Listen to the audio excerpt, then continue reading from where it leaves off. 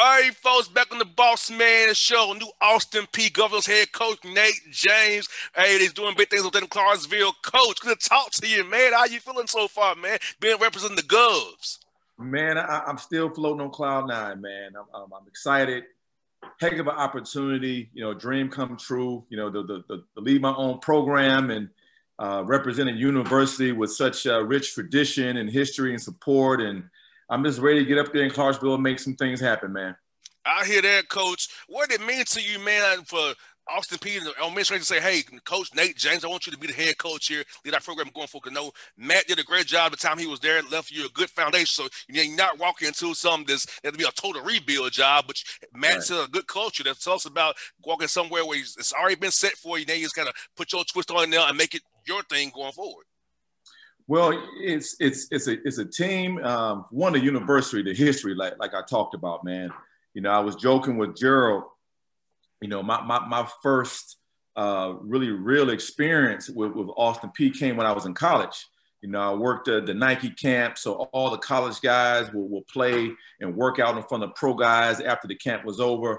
And it was just guy, man, he was just killing everybody. I mean, locking us up, going to work on us. And there was an old head coach in there was like, y'all letting that Austin Peay boy kill y'all. Look at Austin Peay killing y'all. And I'm like, Austin Peay, what in the?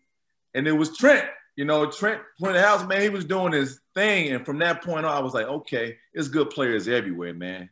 So the tradition is there, the history. I'm just excited to put my stamp on it, like you said, and get it back to the glory days, man. It's all about, building your group up, building, mentoring young men on and off the floor. But, obviously we all want to win games, win championships, and get to the tournament. And I just want to do my part to help do that, man. And Coach, tell us about this, man, having an alignment with the president, the AD, and yourself, having the same vision and mission for this program, because when you don't have that alignment, it can cause trouble fast. So talk about when you're going somewhere where the alignment, the vision is set between the president on down for you all to be successful and with that governance program here going forward.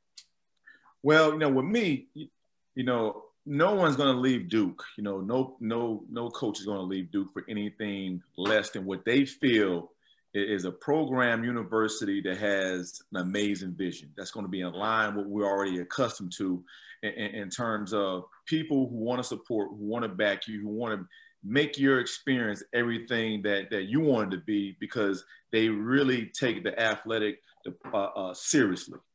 So they want you to be good. So all the support is there. And knowing Gerald, from his time at Duke, I knew right away I was going to be working for a great guy, working for someone who had the vision, has worked at, Duke and know what we're all about. So I was kind of going into a situation where I felt extremely comfortable. So once I met the president and I heard, from him, it was like President Lakari was, about serving the hood, about helping these, student athletes just become the best men that they can be, not just a player, and just giving everything that you can to make their collegiate experience, a positive one. And that was how I came up in school, man. Of course, we wanted to win championships and play and try to be pros and chase the dream. All that's part of it. But at the end of the day, every coach that impacted my life, man, they wanted me to be a great man. They cared about me and they wanted to serve me and help me flourish. And that's what this university is all about. And I'm just excited to get with them and, like I said, do some special things, my man. And Coach, tell me this, man, when you decided you want to be a head coach and getting this bit professional? I know for me, my dad was a coach, man, but I knew I wanted to talk about it, be a sports dude. I didn't want to be like a coach. I done playing. I didn't want to coach because coach, if you do it wrong, if you run the wrong route, I'm gonna curse you out. It's probably not good to be a coach that way. So I'm gonna curse you. Run the wrong route, I'm gonna curse you out. So I can't be. I say not enough for me. So let me go on and talking about the sport and the games. Tell me about when you thought you were gonna be a coach and preparing yourself to be a head coach. Once you got to say, I'm gonna be a coach. I'm gonna get started here at Duke and work my way up the ladder with Coach K here. Well, for me, it started at a very, very young age, man. I played for the legendary Coach Stu Vetter in the Maryland, D.C. area.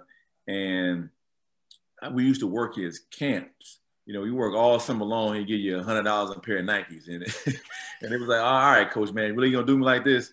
But when I was there working with those kids, it was like, man, I really I really like this, man. I really like working with kids. I really like trying to teach the game. And you know, at the time, you know, I ain't know what the heck I was doing, but I just enjoy, you know, just giving back and just being in that environment, you know. So as I really became the player, learning from some of the best basketball minds, the high school level. You know, my high school coach, you know, his last great player was like Kevin Durant. You know, so he's had so many players that played in this over probably 70, 80, you know, high Division I players. You know, multiple pros. So that helped me understand, like, hey, teach the game. You know, you learning it and you're playing at a high level. And I just had that desire to do it. Then I went to Duke. Obviously, had my career there. And you know, Coach K knew at very on that since I was a leader, you know, I was all about the team. I did as a player, I would do anything to help my teammates. So he saw that in me. So already having the passion to do it, having the GOAT, Coach K, you know, kind of see that in me. He was like, look, man, when you're done chasing the dream, you know, done playing to bounce around overseas and whatnot, you know, he said, look, come back. And, you know, he stayed true to his word. You know, he wanted me to be a part of it. And the rest is history, man. But it started at a young age, man, 13, 14 years old, you know, working my high school coaches camp. I hear that, coach. Like you said, man, like building a program. You got building program 101 from Coach K, because Duke has been sustaining for years. I had on my other Duke brother, Coach Blakeney, yesterday from Howard. He's a Okay. funny dude. Kenny Yeah, funny, man. Yeah, that's my guy. Yeah, so all you guys, I coach Amaker up there at Harvard. And so it's like all you guys, man, got this from Coach K, how to build a program, even Coach Capel as well. So like, talk about how he showed you all when you work for him, how to build a program the right way. Well, it's just the consistency, man. You know, it's the daily disciplines and an amazing will to prepare to win. You know, it's nothing is too small. You know, it's all about the details. And you know, people think, you know, championship's the end game. Like, no, what you do on the daily is really going to affect what type of success you have. You know, whether it be on the floor or off the floor. I mean, that's just how life works. You know, so watching Coach K, you know, each and every day, you know, just you know, he's an animal, man. He's just like a machine when it comes to, you know, doing everything necessary to maximize, you know, his players, you know, and it's like no days off. He's always on. He's always ready. And, you know, when you're watching him, you're blown away. And I remember that when I first joined the staff, I didn't think Coach slept. I was like, Coach, I mean, when do you sleep, man? You know, because we'll be up all day, you know, watching film, practicing games. You know, he just an animal. He just wants more. And I just learned that in order to have that success, you have to be committed each and every day to give it your all. You know, the same thing you preach to your players, you got to live that as a coach. So every coach that has come through and has learned under Coach K, you know, we've learned, obviously put our own spin and all that stuff on it, Yeah. but just the core and the values of what we represent, man, it's just the basics, man. So, you know, hopefully I can take that and that lead to my success. But at the end of the day, you know, as long as we preparing to win and we win in that day, everything else is going to follow. Now, Coach, that's what I was about the overseas league coach. I've been around for years, Coach. I was a ball boy at the overseas tournament as a wee below, Coach, but as a ball boy when they was doing it this auditorium in Nashville, man. So the league has changed so much, but the quality's got so much better. They got tough teams like Murray State. You got, you know, Belmont's always tough. You know, Austin Peay was tough. Morehead State went to a tournament this year. So talk about the league as you see from far that joined the league, how tough it is from top to bottom now.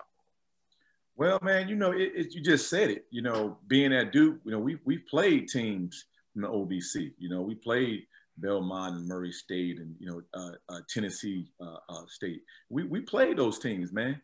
And we tell our guys right away, like, look, y'all looking at the name or y'all may not know these teams, but they're well coached. They have big time players. And if you're not ready, you know, you're going to get your butt kicked, man. They're going to make you work. So I've already kind of, you know, from afar knew the potential in the league, and I want to be a part of something. You know, like once you leave, like I said, once you leave Duke, you know, you want to go somewhere where one amazing conference, you know, your recruits are got to be excited to be a part of it. You know, we've had pros come out of the OBC now. and I'm excited to have my next pro come out of OBC and do some big things, man. But always have respect for the coaches and for the players of the OBC, and I'm just glad to finally get there and put my stamp on it. And Coach, how's it been recruiting guys on your roster right now? Because I know some guys can come back if they want to come back with a new rule next for this year for COVID. So how's that been meeting your new guys and they knowing that you're their guy now? They don't have to worry about you being funny acting, that you came to coach these young men. Because when guys coaching change happens, dudes be like, I don't know about this guy. So how's that been so far? Well, I had a chance to have a Zoom meeting before I actually got on campus, and then so that was really really good. You hear about a name, you don't know them. I'm sure they probably looked me up, Google me, went to my social media pages and do all the things you can do to try to get somewhat of an idea about who's going to be their coach. So finally getting a chance to meet them, I got the feeling that there was really a lot of excitement. You're always excited when something's fresh and new. Oh, so, yeah. I think they're really anticipating to work with me. I told them, look, I'm all about player development. I want all of you to get better and enjoy your experience. There's going to be a lot of hard work. You can't get past that, so you're going to work hard, you're going to be tough, and we're going to be together. That's what I talked to them about.